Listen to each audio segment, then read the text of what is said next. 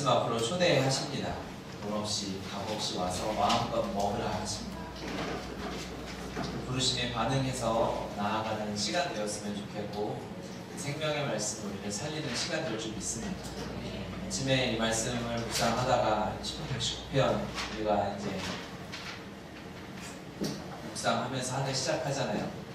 네,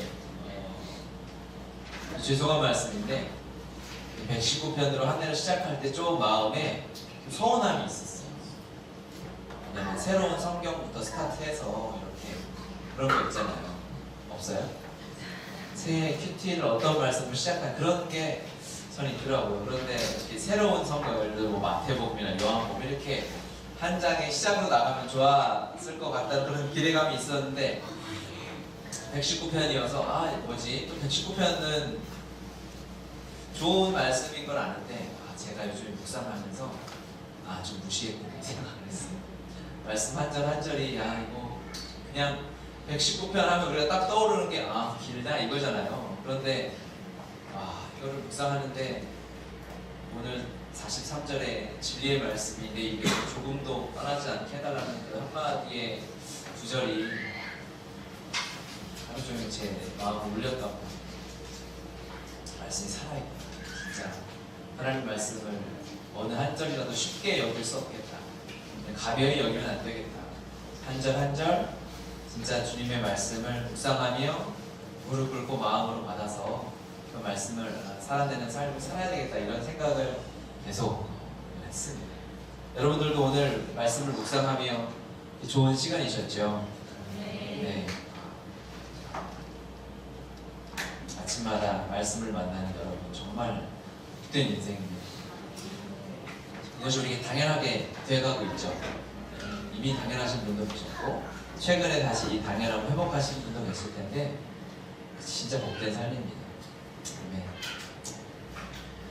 오늘은 하나님 말씀 일터에서 직장에서 우리가 어떤 하나님을 만나고 하나님을 기대해야 하고 하나님을 경험해야 하는지 그 말씀을 오늘은 좀 나눌 것입니다. 다 직장 생활을 거의 하시거나 사업을 하시거나 이런 분들이 많으시고 직장이 가정이신 분이 있죠. 그렇죠? 직장 돈 버는 데가 직장이 아니라 하나님이 에너지를 가지고 하나님의 마음으로 섬기는 곳이 그곳이 직장인 거죠. 그래서 꼭 돈을 버는 직장이나 그런 건 아닙니다. 좋으세요?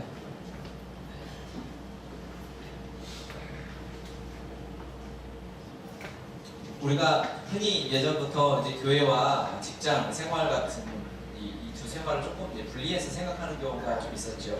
그래서 교회 생활과 직장 생활, 사회 생활 따로 분리해서 생각하고 그렇게 사실은 많이 가르쳐 왔고 한국 교회에서 교회 중심으로 교회가 중요하니까 이렇게 얘기했고 교회를 위해서 직장 가서 전도해 와야 하는 그 정도로만 저도 그렇게 많이 배웠다고 같아요. 말씀을 읽으며 하나님의 말씀이 그 말씀이 틀린 건 아니죠. 교회가 중요하고 교회 중심으로 사는 것, 예배 중심으로 사는 것 너무 중요하고 저도 그저께 설교했지만 사실 그것은 거기서 결론되면 안 되는 거죠. 그렇기 때문에 그것을 우리가 마음에 하나님 주신 말씀으로 붙잡고 하나님이 우리를 보내시는 매주 직장으로 파송받는 직장 선교사로 가정의 선교사로 친구들과의 선교사로 이렇게 살아가야 하는 것이 맞는데 그렇게 우리가 가르치지 않고 그냥 교회 생활과 직장 생활을 분리해서 이렇게 가르치고 이야기하다 보니까 학교 생활이 또 다르고 직장 생활이 다르고 그런 경험들을 많이 해왔고 저도 그런 실수를 많이 했던 것 같아요. 물론 분리되어 있는 것은 아니지만 우리가 흔히 분리해서 생각하는 이 두 가지 교회 생활, 신앙 생활과 직장에서 그리스도인으로 같이 사는 것이 쉬운 일은 아니죠. 두 가지를 같이 잘하는 것은 어려운 일입니다.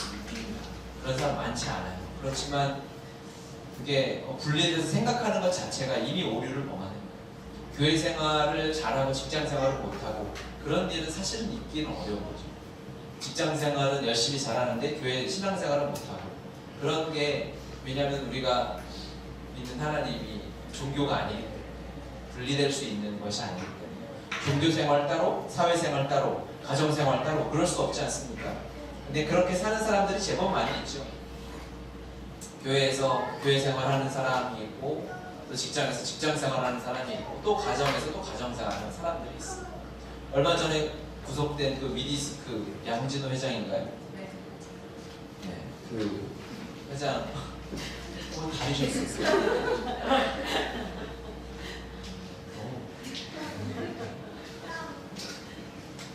어제 이어서 간증 한번 하시면 어제도 할 말 좀 많으셨을 것 같은데 그 사람의 그런 뉴스 기사나 기획 기사들을 보면서 많이 느꼈어요. 정말 직장 생활과 가정 생활과 교회 생활이 심지어 교회를 그러니까는 딱 봤을 때 처음에 교회 다녔다는 얘기를 듣고 굉장히 충격을 받았는데 그 사람이 신앙인은 아니었더라고요.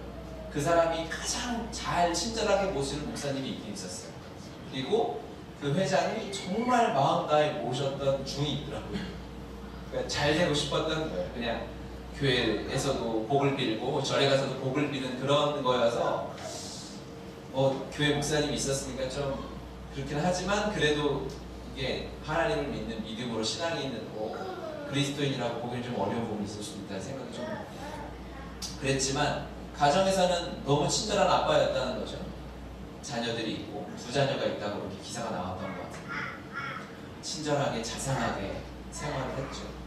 교회도 출석을 했고 심지어 헌금도 많이 했고 그 자기가 가까이 모시는 목사님한테 굉장히 극진하게 잘해서 그 목사님을 누가 인터뷰했더라고요. 어떤 기사에서 그러니까 뉴스에서 그러니까 목사님 깜짝 놀라는 거죠. 정말 자기는 그럴 줄 몰랐다. 그러니까 다 삶이 완전히 분리되어 있는 그냥 진짜 그렇게 사는 것도 어려울 것 같은데 그런 삶을 살아. 직장에서는 보스처럼 카페 두목처럼 깽단의 우두머리처럼 그렇게 분리된 삶을 살았던 거예요. 교회의 실수, 목회자의 잘못이 있는 거죠. 말씀을 오해한 성도의 잘못이. 하나님의 말씀이 우리를 어떻게 어떠한 삶을 살기 원하시는지 함께 나누고 우리가 우리 직장생활 돌아보고 하나님 앞에서 결단하고 하나님의 역사하심을 꿈꾸는 시간이 되었으면 좋겠습니다. 교회는 신앙생활은 전쟁으로 치면 가장 최후방에 있는 거죠.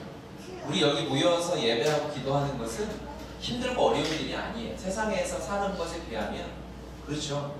얼마나 쉬워요. 여기서 예배하기 너무 쉽고 찬양 다 해주죠. 옆에서 같이 통성으로 기도하죠. 여기서 우리가 1시간씩 지금 매일 1시간씩 기도했잖아요. 그러니까 어렵지 않죠. 어렵지 않죠. 집에서 하는 게 어려워요. 그게 쉽지 않아요. 그냥 내가 1시간 집중해서 그렇게 하는 게 방해하는 게 너무 많습니다. 직장에서 더더욱 어렵죠. 그러니까 여기는 말 그대로 군대를 치고 훈련소예요. 모든 이론과 데이터들이 다 준비되어 있어서 우리가 그걸 가지고 이제 습관을 만들고 체질화하는 곳이 바로 교회입니다. 여기서 하나님을 믿고 예배하는 것, 말씀을 묵상하는 것 이런 것들은 온실이죠, 온실. 우리가 온실석에서 배우고 훈련되어야 되는 거죠. 여기서도 안 되면 우리 모임 안에서, 순모임 안에서 저와 함께하는 그러한 훈련 안에서 이것도 안 되면 세상에서 된다는 건 진짜 말도 안 되죠. 여러분들 다 동의하시죠? 여기서 우리가 이렇게 도와주고 큐티 받아서 큐티를 나눠라, 네 차례다, 전사님이 그렇게 알려주고 하는데도 그걸 못하고 뺀질거리고 분명히 숫자는 없어졌는데 숫자가 남는 게 없는데 알려주고 막 이런 경우가 있잖아요. 이것도 안 되면 세상에서, 가정에서, 직장에서 이거 부딪혀서 이거 해낸다. 이게 만만치 않아요. 그렇죠? 직장생활 또 우리 이제 애기 엄마들이 있는데 똑같아요. 직장생활과 가정생활이 사람을 가만두지 않아요. 직장에서도 마찬가지죠. 카톡 하나 하는 거 바쁜 직장에서 힘들지 않아요. 가정도 마찬가지죠. 그렇게 여유를 쏟고 하는 게 어려워요. 그래서 우리가 이곳에서 훈련하는 것은 이제 가장 최소한의 진짜 기본적인 훈련들이 있는 거예요. 이것도 우리가 능히 해내지 못하면 세상에서 그냥 치열한 총알이 빗발치는 그 전쟁터에서 그리스도인으로 예수님의 제자로 살아가는 것은 어렵습니다. 이곳에서는 우리가 할 때마다 승리해야 하고 이곳에서의 승리가 막 그냥 행복하고 기쁘고 이것만 누려서는 안 되는 거죠. 여기는 훈련소니까. 여기서 하는 게임은 미니 게임인 거예요. 여기서 하는 관계 훈련은 연습 게임인 거예요. 근데 교회 안에서도 막 관계 훈련들이 있잖아요. 그렇죠. 사람이 어려울 때도 있고 문제도 있을 수 있어요. 이거는 다 그냥 예행 연습, 리허설 정도일 거예요. 그게 사회 현장으로 나가고 직장 현장에서 사업장에서 이렇게 맞닥뜨려지는 것, 가족 관계 안에서 친척들과 형제자매들과 이런 관계에서는 이게 정말 힘들고 어려운 거예요. 그래서 우리가 이 안에서 하나님께서 우리 훈련시켜 주시는 것을 능히 감당해낼 수 있어야 하는 거죠. 그러니까 우리가 신앙하면 교회 안에 갇혀있는 게 제법 많아요. 생각보다 많습니다. 성경과 비교해보면 성경에서 응답받은 사람들, 하나님의 사람들은 거의 다 직장이나 사회 현장에서 응답받은 거예요. 교회 안에서 기도하고 응답받고 이런 모습은 사실 성전 안에서의 모습 별로 없어요. 느헤미야가 살았던 곳도 예루살렘 한복판이고요. 그가 왔던 곳, 폐허된 그 성벽에서 거기서 이방족들과 함께 살아가는 이방 여인들과 결혼하는 그 일터의 현장에서 그 일을 쌓아낸 거예요. 요셉, 오늘 요셉 이야기를 좀 나눌 텐데 마찬가지죠. 그 애굽의 바로 밑에서 보디발의 밑에서 참 힘든 곳에서 교회 안에서 응답받고 믿음이 자랐던 것이 아니에요. 그렇죠? 우리가 선교 가서 수련했는데 기도 응답 받았다. 뭐 그 정도로 우리가 그냥 만족하고 안주할 수 있는 일이 아니라는 거죠. 실제로는 무엇이냐? 진짜 우리가 하나님을 만나야 하는 곳은 어디냐면 직장인 거예요. 진짜 하나님의 응답을 누려야 할 곳은 직장이지. 우리가 선교 가서 하나님 만났다. 너무 감사한 일이죠. 기도원에서 금식하면서 하나님 만났다. 수련회 가서 내가 은혜를 받았다. 방언을 받았다. 너무 좋은 감사한 그게 뭐 나쁜 일은 아니지만 감사한 일이지만 진짜 우리가 하나님을 경험해야 할 곳은 바로 직장입니다. 응답은 거기서 가요. 하나님의 환상은 어디서 봐야 되냐? 직장에서 봐야 됩니다. 거기가 우리가 승부 봐야 할 곳이지 거기서 우리가 하나님과 만나고 하나님과 동행해야 할 곳이 바로 거기죠. 우리가 교회에 있을 때 하나님을 만나고 하나님을 경험하고 거기서만 안주하고 만족해야 하면 안 돼요. 생각이 바뀌어야 돼요. 기도 응답은 어디서 받아야 된다? 여러분 직장에서 받아야 돼요. 가정에서 받아야 돼요. 여러분 하나님의 환상은 어디서 봐야 하냐? 직장에서 봐요. 여러분 일터에서 그거를 경험해야 되는 거예요. 거기서 막 버티고 일주일간 잘 버텨보자. 그리고 교회 가서 은혜 받고 위로받고 한 주간을 또 그냥 버텨보자. 그런 삶이 아닌 거죠. 여기는 후방이에요. 최후방에서 훈련소에는 교관이 있잖아요. 그렇죠? 그러니까 저는 교관이죠. 학생을 훈련시키고 전쟁이 나잖아요. 그러면 교관은 전쟁 나도 계속 교관이에요. 왜냐하면 전쟁 나면 이제 그 법에 보면 우리가 20몇 살까지 이제 병장이 나오잖아요. 그리고 우리가 전시 상황이 아닌 때는 자원하는 사람 또는 이유가 없는 피할 방법이 없는 사람이 군대를 가죠. 전쟁이 터지면 그걸 피할 수가 없어요. 징집 대상 19세 만 19세인가요? 19세 이상은 반드시 군대에 다 와야 돼요. 그래서 교관은 전쟁이 나도 교관이에요. 그러니까 그때도 훈련을 계속 시켜야 되는 거예요. 저는 열심히 교관 짓을 잘 하고 있어요. 지금. 여러분이 여기서 훈련받고 이 복음의 말씀이 체질화되고 기도가 생활화되고 주님과 동행하는 삶이 실제가 되어서 하나님 여러분을 가정으로 직장으로 선교사를 보내실 때 그곳에서 응답받고 살아내야 한다는 거죠. 오늘 요셉의 이야기를 보면서 하나님이 그 은혜를 누렸으면 좋겠어요. 이런 기도회가 어디서 열려야 하냐면 여러분 직장에서 열려야 돼요. 여러분 저와 말씀을 나누어지는 이 예배는 직장에서 드려져야 돼요. 직장에서 직장마다 교회에 모여서 물론 모이기 좋고 기도하기 좋죠. 하지만 직장에서 이런 거 없어도 기타 하나만 있어도 그것에서 신년 여호수아 기도회가 드려지면 그 은혜는 몇 배가 될 것이에요. 그렇지 않겠습니까? 그런 일들이 있어서 저를 불러주시면 제가 거기서 말씀을 나누고 하는 일은 제가 평생 하는 일입니다. 제가 꿈꾸고 기도하는 것이 바로 그런 것입니다. 우리 창세기 39장으로 가볼까요? 창세기 39장. 창세기 39장. 창세기 39장. 창세기는 맨 앞에 있어요. 성경 맨 앞에. 창세기 39장.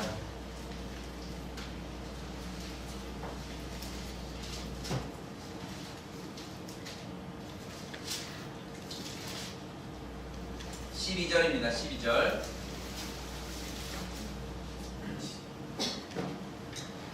마치겠습니다. 그 여인이 그의 옷을 잡고 이르되 나와 동침하자. 그러나 요셉이 자기의 옷을 그 여인의 손에 버려두고 밖으로 나가매. 아멘. 직장에서 요셉의 삶이죠. 요셉의 삶이 현장이죠. 이곳에서 뭐 좀처럼 살니까 지금의 처한 직장 생활과 다를 수 있지만 요셉에게는 삶의 터전, 삶의 현장이었어요. 그렇죠? 그곳에서 요셉은 동일하게 보는 사람이 없었고 얼마든지 타협할 수 있었고 얼마든지 세상과 타협하고 약간 편한 길로 갈 수 있었지만 그곳에서도 직장에서도 요셉은 호람대오의 마음으로 살았어요. 여러분 이곳에서 죄와 타협하지 않겠죠? 그렇죠? 여러분 여기서 갑자기 목마르다고 맥주캔을 따서 마시진 않잖아요. 그렇죠? 타서 마시나? 이렇게? 그렇지 않잖아요. 이게 마찬가지인 거예요. 직장에서 우리가 그 마음으로 살아내는 그 태도가 필요한 거죠. 그리스도인들이 타협해서는 안 돼요. 작은 것 하나라도 어떠한 경우에라도 타협하지 않고 하나님 앞에서 호람대오의 마음으로 보디발의 아내를 밀쳐낼 수 있는 용기가 필요한 거예요. 요셉에게 있어서 보디발의 아내는 너무 큰 유혹이었고 기회였고 사실 기도를 많이 하면 축복일 수도 있었어요. 종의 신분이잖아요. 그렇죠? 그러면 미래가 보장되지 않은 나이도 뭐 20대밖에 되지 않은 이 청년이 가족을 잃고 고아처럼 이 이방의 땅에 버려져서 살아가는데 얼마나 좋은 기회입니까? 만약에 하나님을 제대로 알지 못하고 있었다면 하나님이 주신 축복이라고 착각할 수도 있었을 거예요. 그렇죠? 이제 내가 인생이 좀 풀리나 보다. 주인집에 안주인이 나를 좋게 봤으니까 내가 여기서 잘 타협해서 이제 조금 나은 인생, 조금 편한 인생, 좋아 보이는 넓은 길로 갈 수 있을 거라는 타협이 바로 제시되는 거예요. 이게 좋은 연봉일 수 있죠. 이게 사람들에게 박수받는 길일 수 있어요. 이게 세상 사람들이 칭찬하는 길일 수 있어요. 하지만 요셉은 항상 말씀에 깨어 있었다는 거죠. 그 찰나의 순간을 놓치지 않았던 거예요. 호람대오의 마음 놓지 않았던 거예요. 직장에서도 동일합니다. 그때 요셉은 요셉답게 하나님의 그 자리에서는 자기가 피해볼 수밖에 없었지만 하나님의 손에 붙들린 삶을 살아갈 수 있었죠. 우리가 교회에서 사는 것만큼 직장에서도 살아야 되는 거죠. 하나님을 믿는 믿음, 그 마음 우리가 기억해야 합니다. 직장에서도 호람대오의 삶을 살아라. 두 번째는 창세기 39장 21절을 보면요, 여호와께서 요셉과 함께 하시고 그에게 인자를 더하사 간수장에게 은혜를 받게 하심에 간수장의 옥중 죄수를 다 요셉의 손에 맡김으로 그 재반 사물을 요셉이 처리하고 간수장은 그의 손에 맡긴 것을 무엇이든지 살펴보지 아니하였으니 이는 여호와께서 요셉과 함께 하심이라. 여호와께서 그를 범사에 형통하게 하셨다. 하나님의 응답이 어디서 임하냐면 이 현장에서 임합니다. 간수장을 통해서 임하는 거죠. 거기서 응답을 보는 거예요. 이게 그리스도인의 삶입니다. 그런데 하나님께서 그 간수장에게 은혜를 받게 하시기 위해서 하나님이 하시는 게 있어요. 그 21절에 보면 요셉과 함께 하시고 그에게 인자를 더하사 라고 하셨습니다. 그래서 인자라고 번역했는데요, 인자는 인자함이고 친절이고 선함이 있어요. 또 하나님을 향해서는 경건함이 있는 거예요. 경건한 자. 하나님이 우리 믿음도 주님이 주시는 거지 않습니까? 하나님이 하나님을 향한 믿음과 경건함을 부어주셨어요. 그래서 요셉은 경건한 자였다는 거죠. 경건한 자. 경건한 자 하면은 신약의 고넬료를 우리가 기억해야겠죠. 고넬료는 경건한 자였다라고 표현하고, 경건한 자는 하나님 앞에 우리가 경건한 신앙이 있다고 제가 한번 말씀드렸고, 또 하나는 뭐라고 그랬죠? 자기 맡은 바 일에 충실했던 자였어요. 그러니까 그 단어를 직장에 성실한 사람이 있잖아요. 그렇죠? 정말 너무 성실하게 일을 잘 하는 사람이 있어요. 그 사람을 이 히브리에서 쓰는 경건하다라는 단어를 그대로 갖다 붙여도 오케이. 그러니까 경건함이라는 것은 하나님을 향한 신실함과 성실함도 오케이, 마찬가지지만 사람을 향한, 하나님이 맡겨주신 일을 향한 그 태도가 바로 경건함입니다. 요셉이 경건한 자다, 인자를 더하사라고 했다는 것은 그냥 착한 마음이었구나, 선했구나, 좋은 일을 많이 했구나, 은총을 베풀었구나, 친절하게 했구나 정도가 아니라 하나님이 그 마음 안에 하나님을 향한 신실함을 부어주셨고, 그렇기 때문에 직장에서도 하나님이 보내주신 그곳이기 때문에 신실하게, 성실하게, 경건하게 하나님이 일할 수 있었던 거예요. 여러분, 경건한 자가 되셔야 합니다. 하나님을 향한 경건함이고요, 세상을 향한 신실함, 충성성, 성실함인 거예요. 게을러서는 안 되는 거죠. 그래서 고넬료도 하나님 일터에서 응답을 받지 않습니다. 요셉이 일터에서 간수를 통해서 하나님이 이 은혜를 주셨고, 요셉이 기도하고 이거 하나님이 형통하게 하셨다는 것을 누가 모르겠어요. 요셉이 이거 주님이 하셨구나 고백하겠죠. 내가 성실했으니까 인정받았다? 아니, 그럴 수 없는 거예요. 감옥에 들어온 이유가 있잖아요.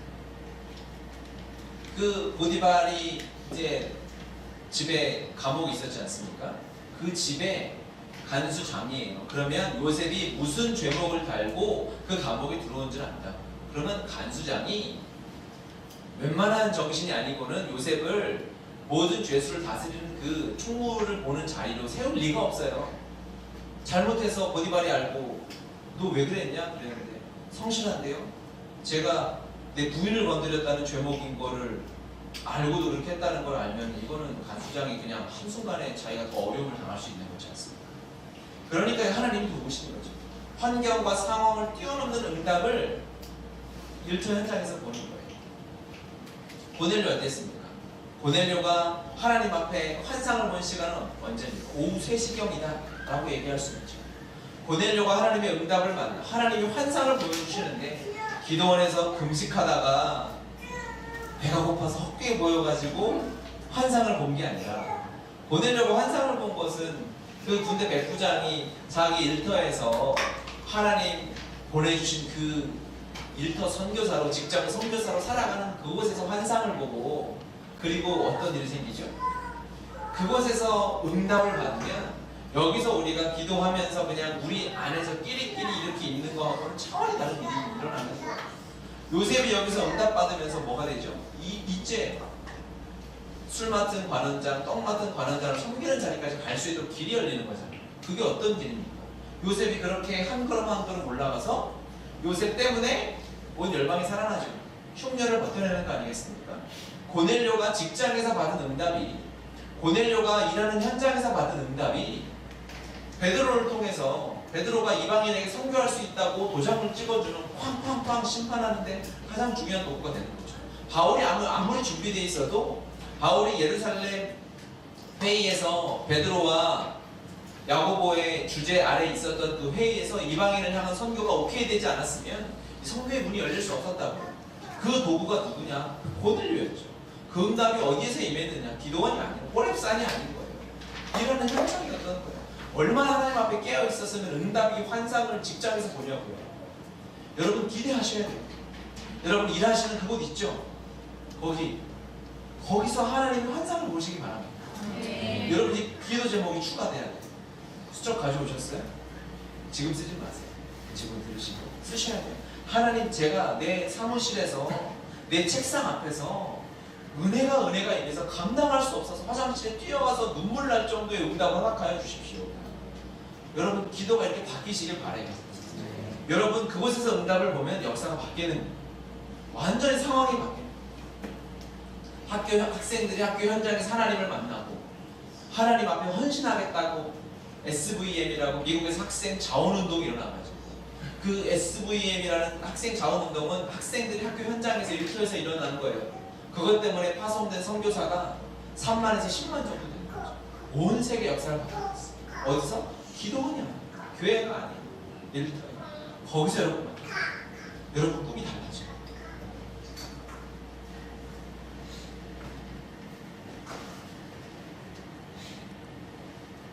직장은 버티고 월급 받아서 헌금 바치기 위한 통로가 아닙니다. 여러분 그곳이 하나님과의 생생한 만남 현장이 될 줄 믿습니다. 네. 여러분 하나님 기대하십시오.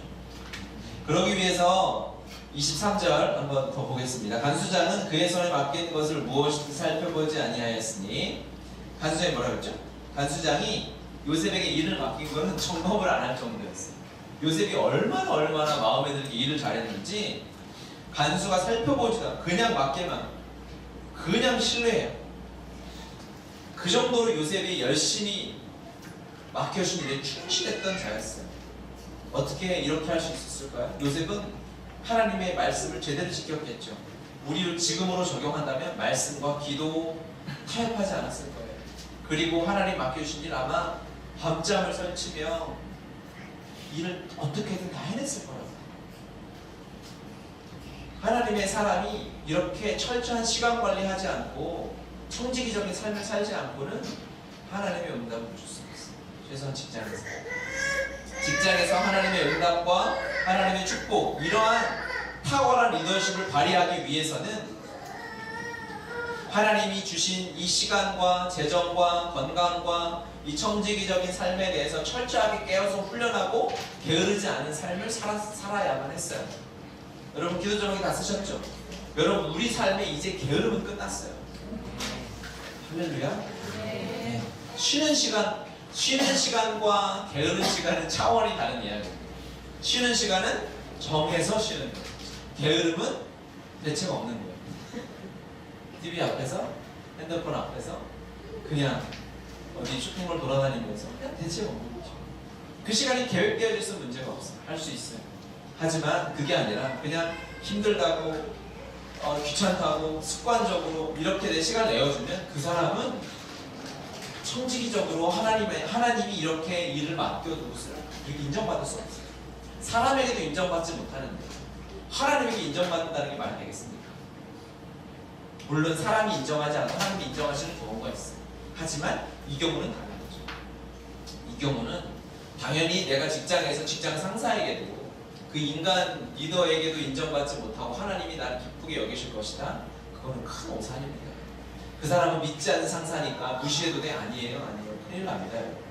그 사람이 불교 신자건 뭐 개천지에 다니던 뭘 상관없이 그 사람이 어떤 사람이든 그 사람에게 인정받기 위해서 종교를 바꾸라는 게 아니에요. 그 맡은 직임에 대해서는 성실하게 하려면 그리스도인이 우리가 훈련받는 지금 상황에서 기도와 말씀, 큐티, 통독, 암송, 수모임, 전도, 봉사, 여기 설거지도 해야죠. 이걸 하려면 보통으로 되지 않아요. 하나님 앞에 지혜를 구하고 게으르지 아니하도록 힘을 주시길 구하고 하나님 앞에 관리하면서 하나님께 삶을 맡기는 삶이 필요한 거지. 그렇게 준비된 삶을 우리가 살아가야 돼요. 그렇게 리더십이 발휘되는 거죠. 그래야 우리가 그곳에서 리더로 살 수 있는 거예요. 요셉이 이제 리더의 자리로 하나 한 걸음 나아가기 시작하는 거죠. 40장 6절 한번 볼까요? 40장 6절 같이 읽겠습니다. 아침에 요셉이 들어가 보니 그들에게 근심의 빛이 있는지라. 누구죠? 그들은 술 맡은 자, 떡 굽는 자예요. 그러니까 이 요셉은 거기서 열심히 일했는데 관심이 사람에게 있었던 거예요. 너무 놀라운 일이에요. 그냥 행정적으로 아주 기계적으로 일 잘하는 사람이 있어요. 여러분 주변에 일 굉장히 잘하는 사람이 있는데 감정이 없어. 차가워. 컴퓨터야. 시킨 일은 다 해. 이거 해주세요. 네. 하고 말도 안 걸고 다 하는데 감정이 없어. 나하고 친해지고 싶은 마음은 없고 내가 할 일은 다 했으니 월급을 제대로 내놔라. 이게 얼굴에 써있는 거죠. 그게 요셉은 그게 아니었어요. 요셉이 들어가 보니 그들에게 근심의 빛이 있는지 죄수들일 뿐이에요. 아주 높은 지위에 있다가 바닥으로 떨어진 자들이 그들을 사람으로 대하고 그들을 영혼으로 대하고 관심을 갖고 있었던 자가 요셉이에요. 여러분 직장에서 직장 동료에게 관심이 있어야 돼요. 그들의 마음에 혹시 근심의 빛이 있진 않은가? 그들이 어려운 일을 당하고 있진 않은가? 여러분들 오지랖일까요? 그들이 우리 회사는 그런 분위기가 아니야. 그런 분위기의 회사는 없어요. 교회가 아닌 이상 직장에서 서로 마음을 나누고 진짜 나 어제 이런 응답 받았는데 너 괜찮니? 교회만 가능한 일이죠. 어느 직장이든 사람에게 관심 갖지 않아요. 다 나의 성공과 내 이익을 위해서만 관심을 갖죠. 동일합니다. 여러분이 있는 것만 그런 것 같아요? 그럼 나누게 해볼까요? 너네도 그랬어, 우리도 그래, 우리 진짜 지옥 같아, 막 이런 얘기가 직장마다 다 나와요. 저는 다 듣잖아요. 그러면서 결론이 사람들이 철저하게 이기주의적으로 살면서 직장 분위기마다 조금씩 다른 건 있죠. 어떤 때는 막 웃으면서 하는 데도 있고, 어떤 때는 진짜 칸막이 쳐놓고 인사도 안 하고 이렇게 금 넘어오면 밀어내고 막 이런 분위기 회사도 있고. 하지만 마음이 없어요. 그들은 관심이 필요해요. 그들은 사랑이 필요해요. 그들이 돈 벌러 직장에 왔죠. 그들 스스로도 왜 직장에 왔냐라고 물어보면 돈 벌러라고 얘기하겠지만, 우리는 사람을 알잖아요. 우리는 영혼을 알잖아요. 그렇죠? 그들은 어리석어요. 진리를 알지 못해요. 그러니까 헛된 대답이 나오는 거예요. 너 돈 벌러 온 거 아니야? 너 사랑이 필요해. 너 그리스도가 필요하잖아. 이 말 우리가 해줘야 되는 거잖아요. 여러분은 답을 알잖아요. 아시죠? 그러니까 그들의 인생이 돈 벌기 위해 사는 인생이 아니라 사랑이 필요한 인생이기 때문에, 그리스도가 필요한 인생이기 때문에 여러분이 그들에게 관심을 갖고 사랑을 표현하는 일을 해야 돼요. 이상하게 보일 수밖에 없어요. 왕따 당할 수밖에 없어요. 왜 나한테 관심을 가냐고, 나 싫다고 해도 그거를 스토커처럼 하라는 건 아니고, 오해할 거 겁나네. 경찰서에 신고 돼가지고 그렇게 하지 마. 그게 아니라, 아시잖아요. 어떤 말인지 아시죠? 여러분, 사랑과 관심을 지속적으로 표현하고 그들에게 관심을 갖고 그들이 위기가 닥쳤을 때 피할 수 있는 여러분 피난처가 되주셔야 돼요. 그들이 어려웠을 때 요셉이 관심을 가져주니까, 그들이 물어보니까 그들이 꿈꾼 걸 갑자기 얘기하는 거예요. 요셉이 그 총무로 감옥에 있잖아요. 그럼 기본적으로 요셉의 출신을 다 알아요. 그렇죠? 소문은 무서워요. 여러분, 소문이 쫙 나요. 그러니까 여러분, 교회 왔을 때 좀 무섭잖아요.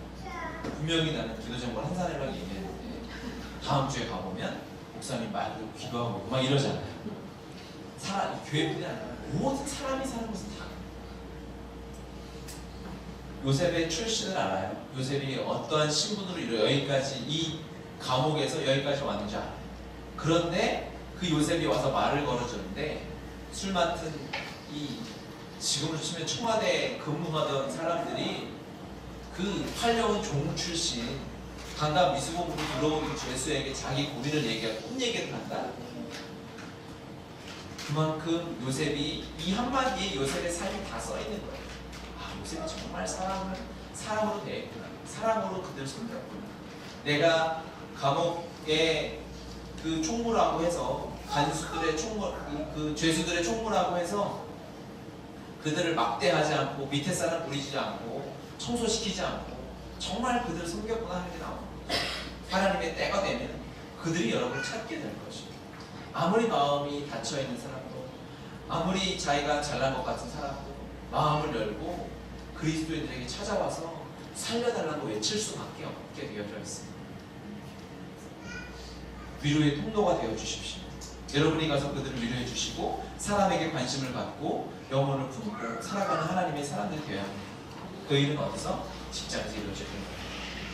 교회에서 우리가 새신자들 어떻게 교육하라 막 얘기하고, 새신자들 어떻게 정착시키나, 그들에게 어떻게 관심을 갖나, 이런 거 많이 하죠. 그건 너무 당연한 일이죠. 그거는 진짜 훈련소에서 하는 걸음마 같은 훈련일 뿐이고, 이러한 사람을 섬기는 일은 교회가 아니라 세상에서 여러분의 삶을 통해서 이루어져야 됩니다. 41장 16절 41장 16절 장 넘겨서 41장 16절 바로의 고백이죠. 요셉이 바로에게 대답하여 이르되 내가 아니라 하나님께서 바로에게 편안한 대답을 하시리이다. 25절 보니 요셉이 바로에게 아뢰되 바로의 꿈은 하나라. 하나님이 그가 하신 일을 바로에게 보이심이니이다. 요셉은 드디어 이제 하나님의 때가 돼서 요셉을 통해서 이제 바로에게 하나님의 능력을 얼마나 담대한지 몰라요. 이게 훈련되어지고 세상으로 파송받는 직장 선교사가 되니까, 파송받는 자는 파송원 주체에 따라서 그 사람의 신분이 달라져요. 그렇죠? 대한민국의 대사관의 대사로 가면 대통령을 대신하는, 그 나라의 주권을 대신하는 역할을 하게 되는 거죠. 하나님이 보낸 자의 삶을 요셉이 살아가게 되니까 바로 앞에서도 주저함이 없어요. 하나님이 하셨다. 혹시 꿈 꾼 거 있으면 내가 얘기해봐라. 바로가 얘기하는 거야. 너 네가 꿈 해몽을 그렇게 잘한다며? 라고 했는데 제가 한 건 아니고 하나님이 하시는 거니까 한번 얘기해 보십시오. 아주 편안하게 얘기하는 거예요. 당연하게 얘기하는 거예요. 그리고 바로 고백하죠. 요셉의 하나님 진짜 하나님입니다. 하나님이 보낸 자, 하나님이 보내심을 알고 어디서든지 담대하게 주의 말씀을 가지고 살아가니까 하나님이 드러나게 되죠. 하나님의 이름이 드러나게 되고 하나님이 인정되는 거예요. 우리가 인정받는 것 같은데 희한하게 하나님이 인정받는 거예요. 하나님이 인정되는 것 같은데 우리가 인정받는 삶을 직장에서 살아가게 되는 거죠.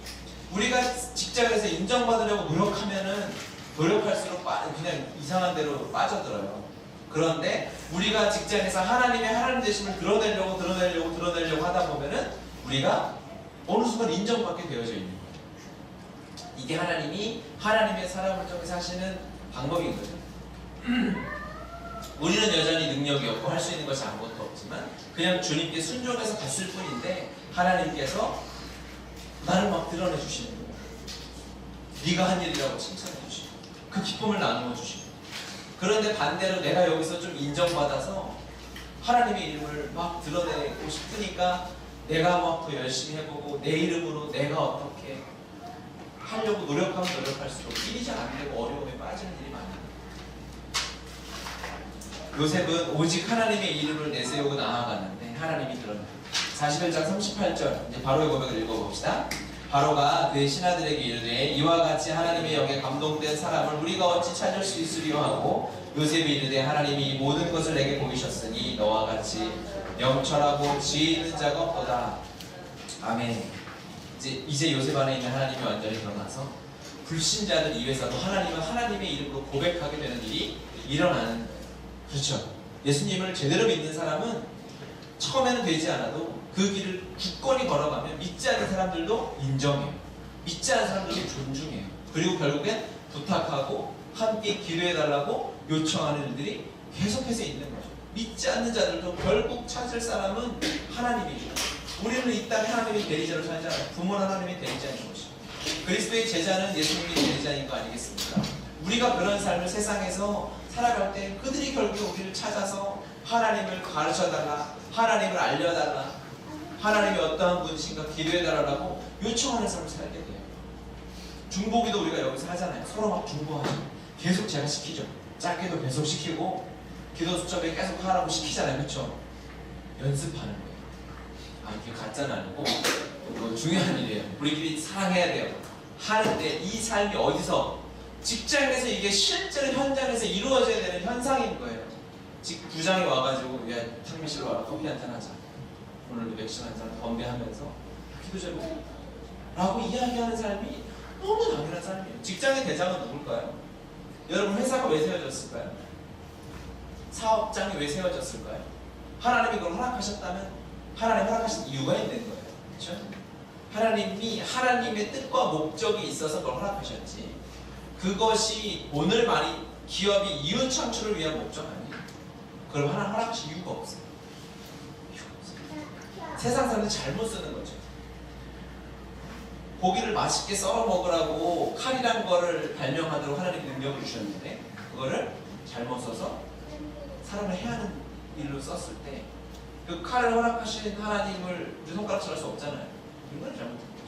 하나님이 직장을, 회사를, 이 경제체제를 허락하셨던 것은 그것을 가지고 선교 완성이 이루어지고 불쌍한 사람들에게 주의 사랑이 흘러가고 교회가 세워지는 일에 쓸 수 있도록 하나님이 아주 선한 도구를 주셨어요.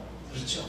그런데 죄인된 인간이 그거를 자기 이기심의 욕심대로 쓰기 때문에 회사가 이윤을 창출하는 것이다. 그러니까 기업들이 돈을 많이 벌어야 된다. 어떻게든 그리스도인 사업가들도 돈 벌어야 된다. 이런 얘기만 계속 해야 되는 거예요.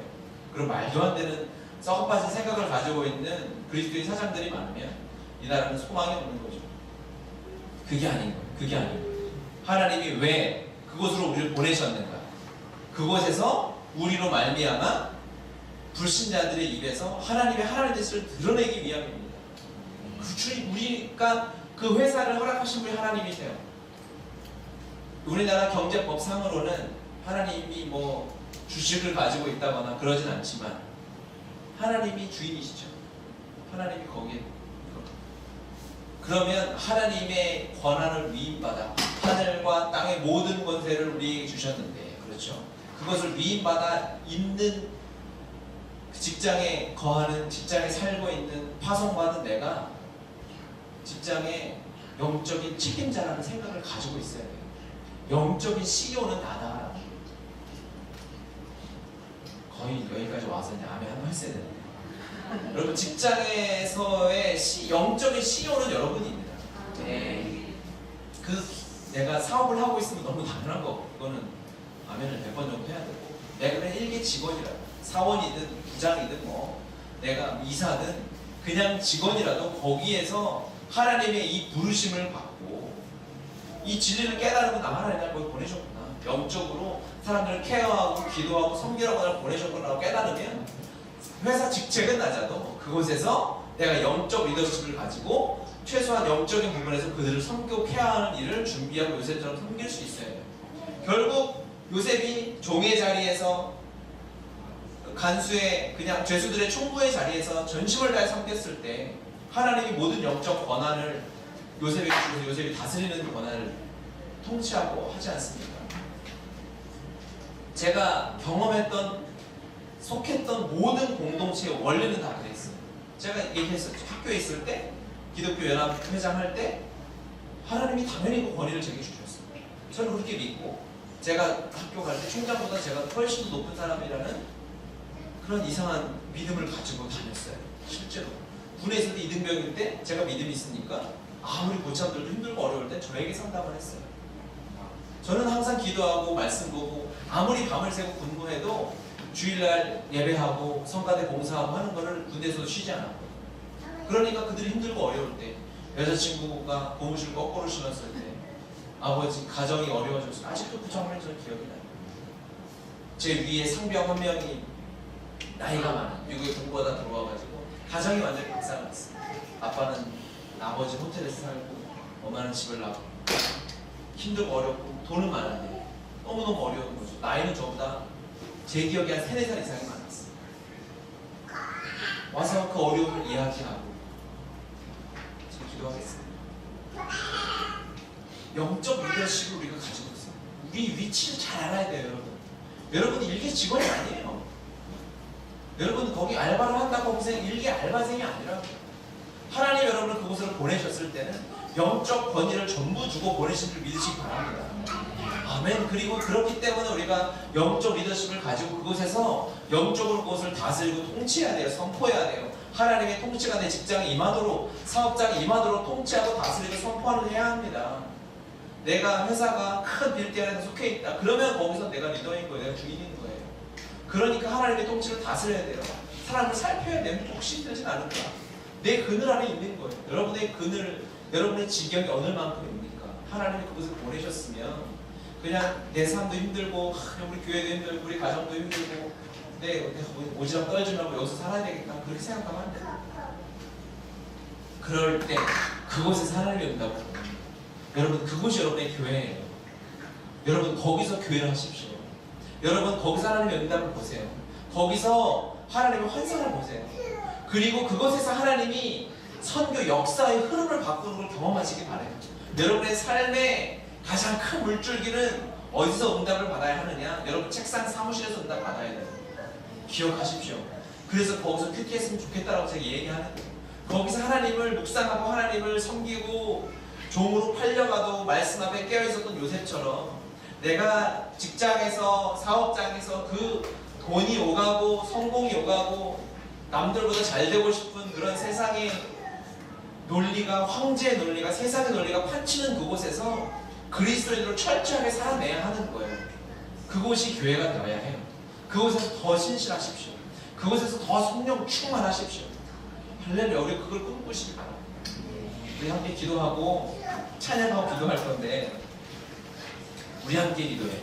하늘문이 열리고 은혜의 비가 쏟아지기를 구할 건데요. 여기도 할렐루야. 여기도 하나님의 은혜가 임해야 하는데, 진짜 은혜와 하나님의 응답 임해야 할 곳은 여러분의 직장입니다. 여러분 일하시는 곳입니다. 여러분의 가정입니다. 아멘. 우리 찬양할 때 그곳을 마음에 품고 꿈꾸면서 우리 같이 기도하는